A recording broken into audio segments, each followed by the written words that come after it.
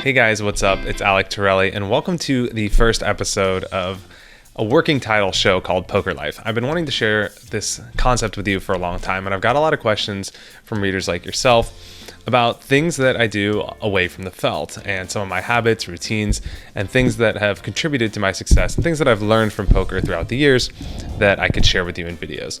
So this is my very first episode, a pilot episode. I would love to hear your thoughts in a comment below. Please leave me your feedback, how I can improve this, questions you have for the show.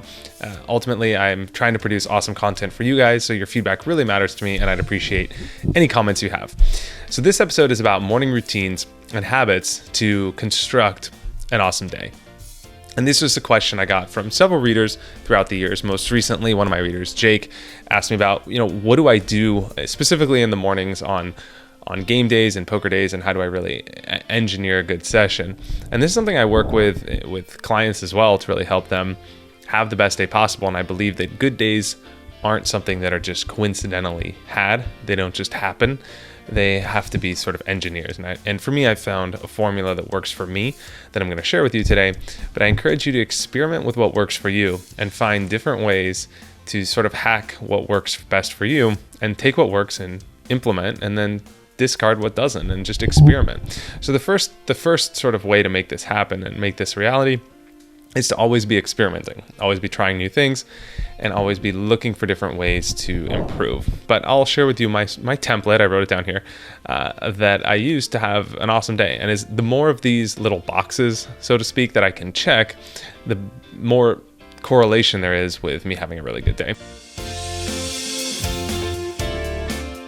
I guess the first thing I would say is a good day starts for me the night before.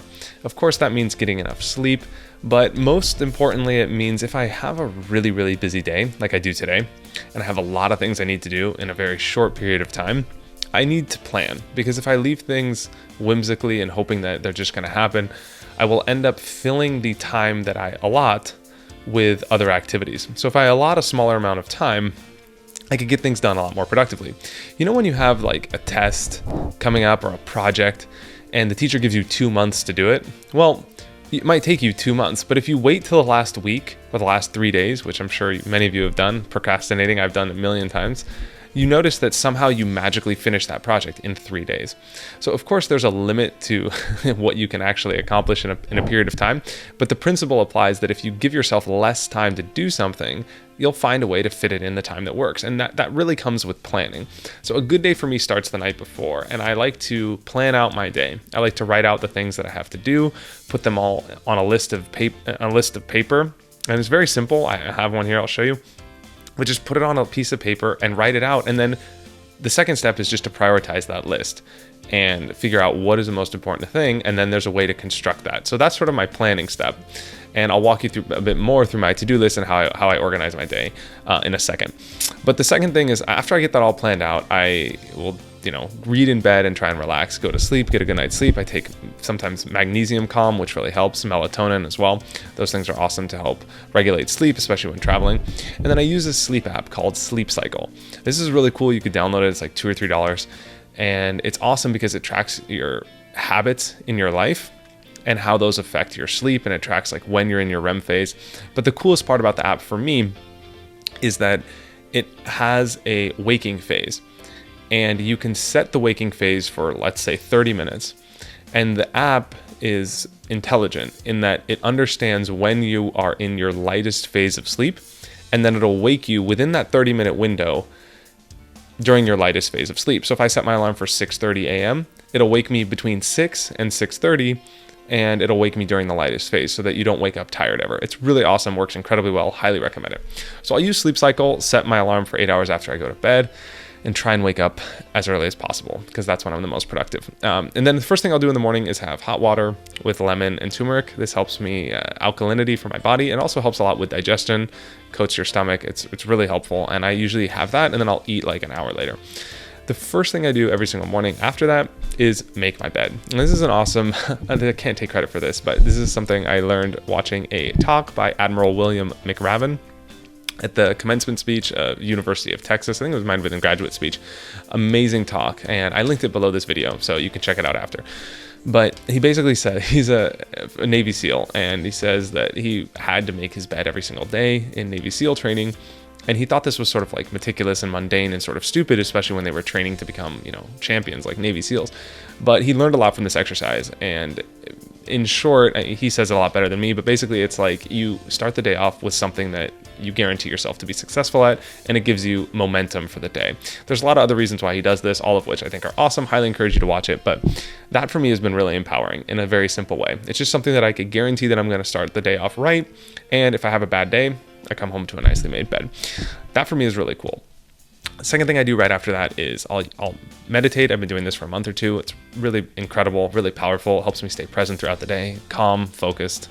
It's awesome. I use an app called Headspace. It's like $10-15 a month, worth every penny. It's amazing. I've heard there's other apps called Calm, which work as well, but I really like Headspace. So there's a free trial. You could download it, get 10 days free. Highly encourage you to do that. Just 10 or 15 minutes a day makes a huge difference. So I've found a lot of benefit in that. Then I will go to my to-do list. And there's a sort of way to construct this. Here's an example of mine. So you can see mine. It's very busy. It's also very simple. It's like pen and paper. Normally I cross things off because the process of crossing things off releases dopamine, which makes you feel accomplished and productive. And those things are sort of like, it's a dopamine trigger. So it makes you feel addicted to being productive, which is cool. But for this purpose today, I just wrote a check mark so that you could kind of see. But the way I construct my to-do list, and I found this very effective for me, is to do the easiest thing first, that's also the shortest, and the most important thing second. And I do this for the same reason that I make my bed, that I have a hot water with lemon, and just have a routine that's very simple to execute. And it's because I want to build momentum for the day. So today on my to-do list, the first thing I wanted to do was send a quick email to Josh. And I wanted to do that because it's something that I know exactly what I'm going to do. I know exactly what I'm going to say. And I actually purposely left this email for this morning instead of doing it yesterday because I wanted to have that quick hit of dopamine that I could cross something off my to-do list, but I also wanted to have something that I knew I was going to guarantee success so that I could build momentum for that harder task, right? I don't want to start the day off with something extremely hard because it's sort of daunting and overwhelming. But after I built momentum by getting up, making my bed, having my hot water with lemon, meditating, sending an email, I'm feeling productive, I'm going, and now I could tackle something that's a lot bigger. So the second thing on my to-do list is always the most important task. And I schedule my to-do list after that with diminishing importance from there. So I always leave a section at the end called if time. And that's just like if I have extra time because I get things done quickly or something gets deleted or whatever, I find myself having extra time for whatever reason, I have things that I could do so that I'm not laying around wondering what to do, or I'm not planning or just being distracted or filling time with unnecessary things. I usually don't get to my if time section. It's rare that I do. I'm always proud if I even get through my to-do list, but it's always nice to have that so that you always have something to back up and fall back on. The other thing about a to-do list that I found very effective for me is I have a section here on the right called calls. And this is a separate section that's not included in my to-do list, but it's just the calls that I have to make that day. So what I do that works really, really well is I don't like to have calls during my productive time, which for me is in the morning. Right now it's 9 something in the morning, and I've already done half of my to-do list for today. So I've been very productive today. I'm feeling very good, but I don't want to fill my day with calls, especially if they're like frustrating calls, like calling an insurance company or a bank or opening a bank account or whatever. Those sorts of calls are sort of tedious and they suck my energy. So I like to do those calls when I'm driving because this is sort of like dead time, and it's sort of essentially a free roll to do these calls while I'm driving because it's not time that I would have to do anything productive anyway, aside from maybe listening to a podcast or something. So I like to schedule all my calls while driving. I put my phone calls on speed dial. I know exactly who I'm going to call. I bring a little notepad with me so I could just like look at it if I need to read off an account number or whatever. And that's the best way for me to do it so that I don't suck out time from my day that's important. So if you're still struggling about what's that most important task or whatever, the question I like to ask myself, or as soon as I write down everything on paper, I like to look at my to-do list and say, if I could only do one thing tomorrow, what would that task be? And I find that for me, it's easy to write out every single thing I have to do, not order them at all, but just write out everything I have to do and then everything I want to do. Sometimes I have days where I have leisure activities that I want to do.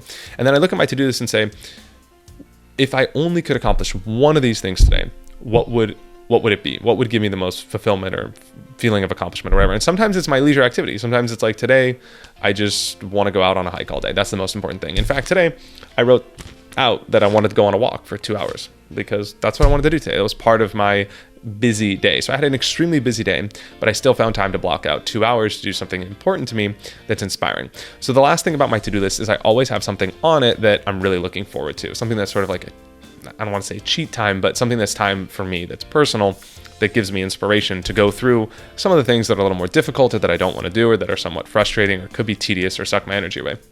So today it's my walk, something I'm really looking forward to do. And I scheduled it after I had a few things that I accomplished so that I felt like I deserved it and I got some of the busier, more tedious work out of the way. And when I went on my walk, I was sort of free to reset and then, break my day up in that way. So that's really been effective for me. That really, really helps. And I find that using meals to break up my to-do list as well is another effective strategy if I don't have time to get out of the house that day or whatever. So that's how I schedule my to-do list. The other two things I do that I find to be really useful, of course, is exercise. And I like to do that always in the morning. It releases endorphins, gets me moving, gets me going, gets the blood flowing, gets the creative juices flowing. It just helps me move. So that's really effective for me. Of course, many different types of exercises work, whatever, find something that works for you. But if exercise is so trivial, I almost don't even have to spend any time on it. But even 20 minutes is huge. You could use online courses too if you don't have time to get to the gym, you're too busy.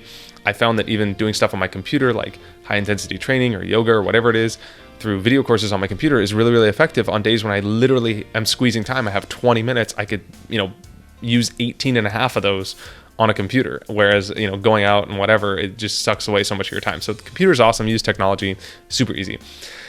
Two more hacks that I found really productive and effective. One is to take cold showers. That really gets me awake and moving, and I just feel super alert and clear. When I take really hot showers, you somewhat feel lethargic, kind of like coming out of a sauna or a hot tub. You feel a little lazy. When you take a cold shower, like freezing cold, especially in the winter, like it is now, you find out who you are and you wake up very, very quickly and you're going to be alert. So especially if you're going on a little sleep or you're getting up early or you're changing your schedule, that's super effective.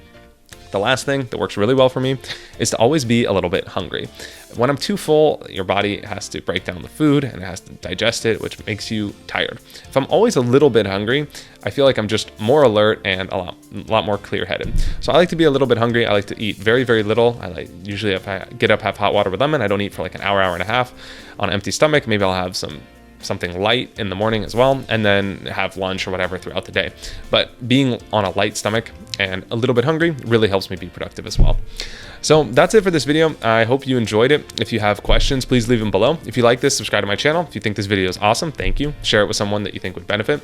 And if you have more questions you would like me to feature on the new Poker Life show, please leave them for me here below, or check out my blog, alectorelli.com, where I'll probably put out a cool blog about all this stuff as well, so you can view that as well and have everything in one place.